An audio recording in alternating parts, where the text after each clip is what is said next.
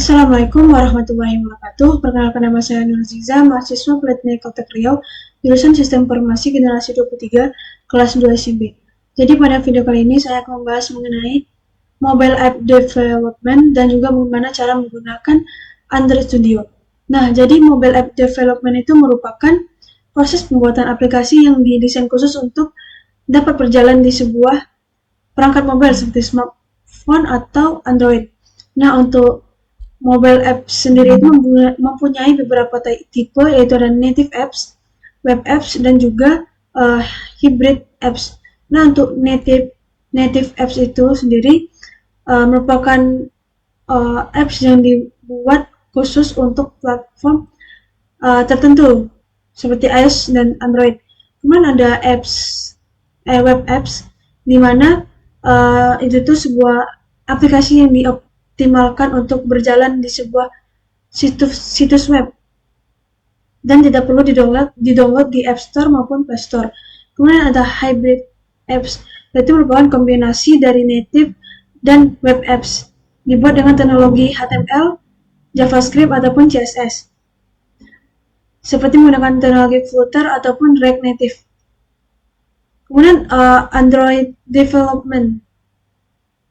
Ngomong-ngomong soal mobile app development, tidak jauh dengan Android development. Nah, untuk Android itu pertama kali dikembangkan oleh Android Inc., sebuah perusahaan yang kemudian diakuisisikan oleh Google pada tahun 2005. Nah, untuk Android sendiri itu memiliki banyak versi dengan nama-nama yang unik, berkaitan dengan nama-nama yang unik dari sebuah makanan, di mana untuk versi pertama Android itu yaitu 1.0 dirilis pada tahun 2008 bersama dengan peluncuran smartphone pertama yang menggunakan sistem ini. Kemudian Android juga sudah jauh berkembang hingga saat ini,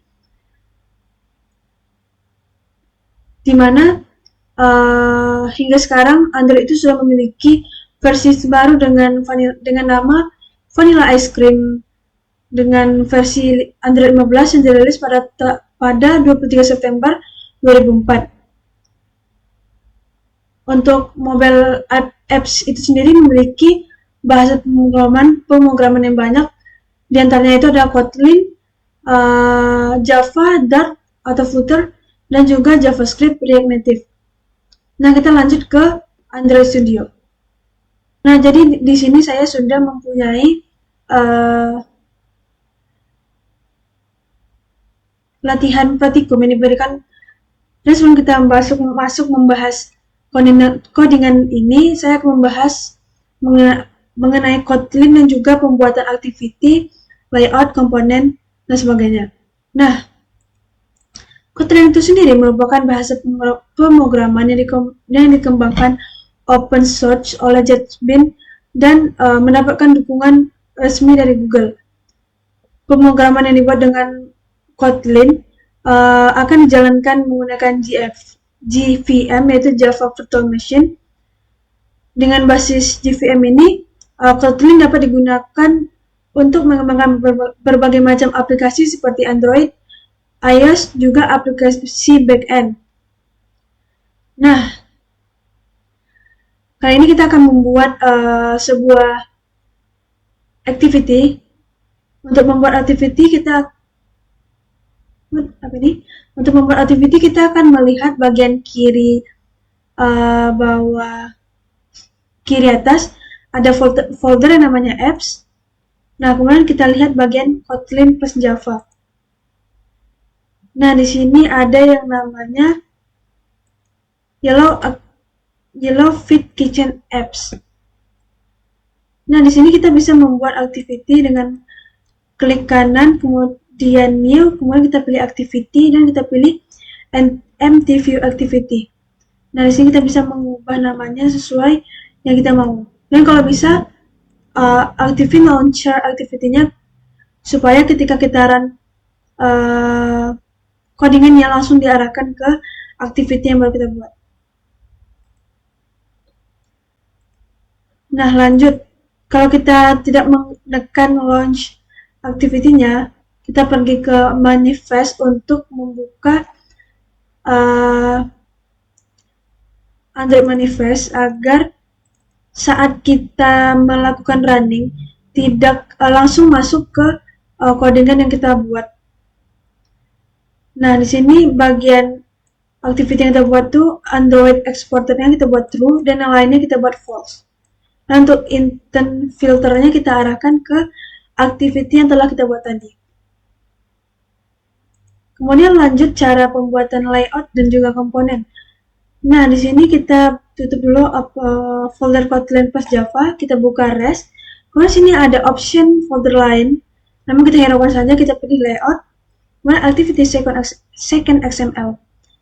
Nah, di sini saya sudah membuat komponen-komponen yang saya inginkan. Mungkin di sini kita akan membuka dalam bentuk split supaya kita bisa melihat kode-kode apa saja sih atau button apa saja yang telah kita masukkan. Nah, jadi ini sebuah layout untuk melakukan sebuah desain app mobile. Nah, di sini kita bisa menaruh komponen seperti teks, button, widget, layout, dan sebagainya. Sebagai contoh, kita akan meletakkan text view di sini. Nah, ketika kita klik, maka otomatis langsung menambahkan code-nya ke dalam code editor. Nah, jadi di sini untuk teks yang kita masukkan itu ada yang namanya ID. Mungkin kita ubah sebagai untuk ID-nya kita ubah sebagai teks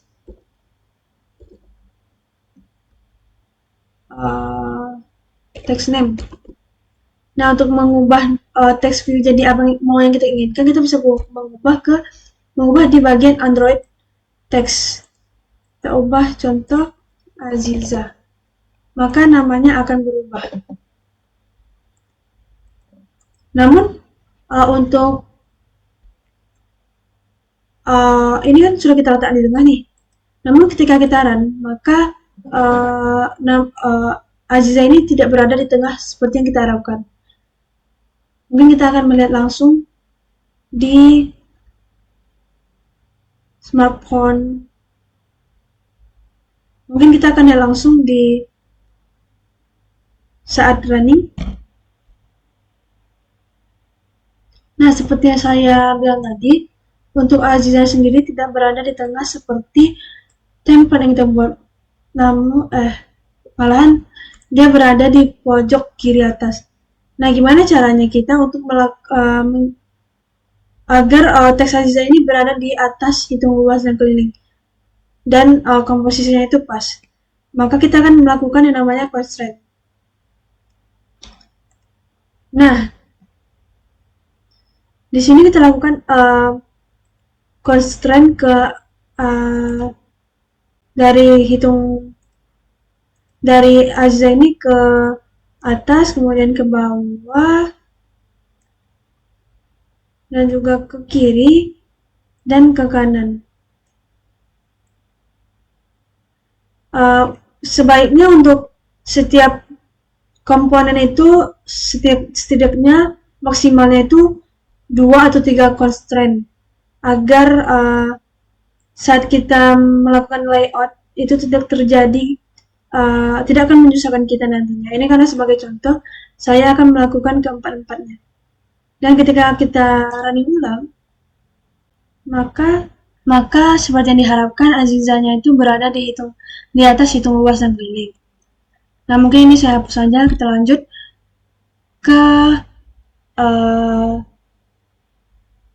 latihan praktikum. Nah, jadi untuk praktikum ini saya menggunakan button text view untuk menampilkan title, hitung luas dan keliling. Kemudian plain text untuk memasukkan panjang, kemudian ada plain text lagi untuk masukkan lebar, kemudian button, 2 button untuk menghitung luas dan menghitung keliling. Kemudian sini ada juga text view untuk menampilkan hasil. Nah, di sini saya sudah melakukan constraint di mana untuk hitung luas itu memiliki 3 constraint dan hitung panjang itu 3 constraint, ini juga 3 constraint, ini juga 3 constraint, dan ini 3, dan juga ini 4 constraint. Nah, di second activity ini saya membuat sebuah variabel di mana ada 5 variabel untuk menginisialisasikan dan menyimpan value dari panjang, lebar, one keliling, luas, dan juga hasil. Nah, di sini saya menyatakan ID, teks panjang, teks lebar, button keliling, button luas, dan teks hasil dari ID-ID yang telah saya tetapkan di komponen-komponen yang saya letakkan. Nah, jadi sini saya akan membuat sebuah fungsi di mana saya membuat fungsi untuk mencari keliling, di mana saat button keliling ditekan, maka akan mengambil nilai dari lebar dan panjang dari komponen teks lebar dan teks panjang yang sudah kita tetapkan di layout tadi. Kemudian jika lebar itu 0 dan panjang, jika lebar tidak sama dengan kosong atau 0 dan panjang tidak sama dengan 0, maka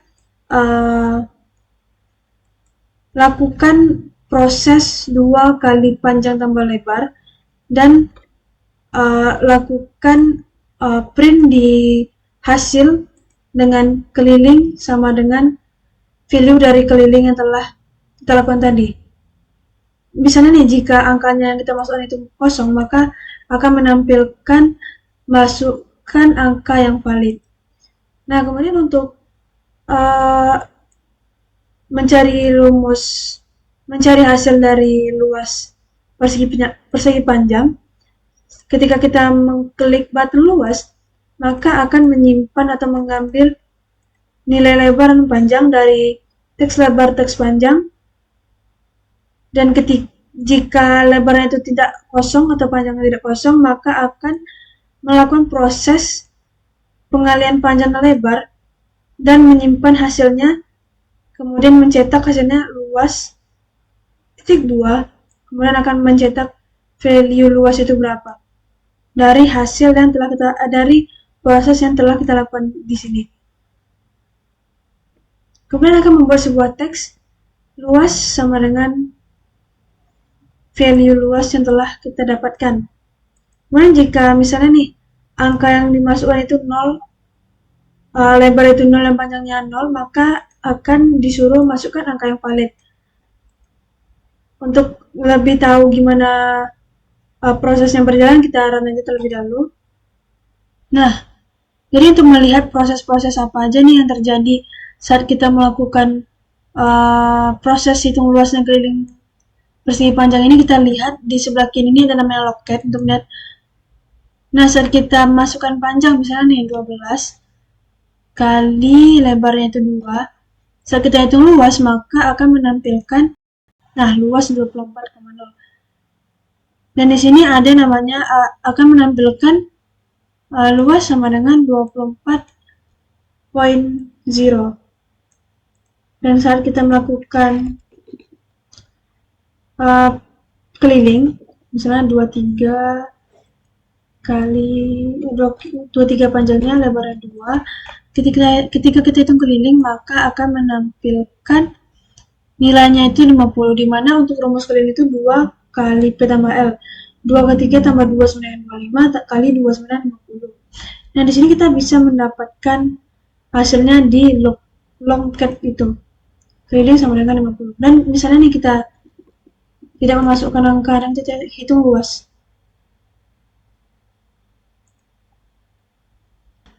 Masukkan angka yang valid. Untuk melihat untuk menyuruh user untuk memasukkan angka yang bernilai seperti 1 dan seterusnya.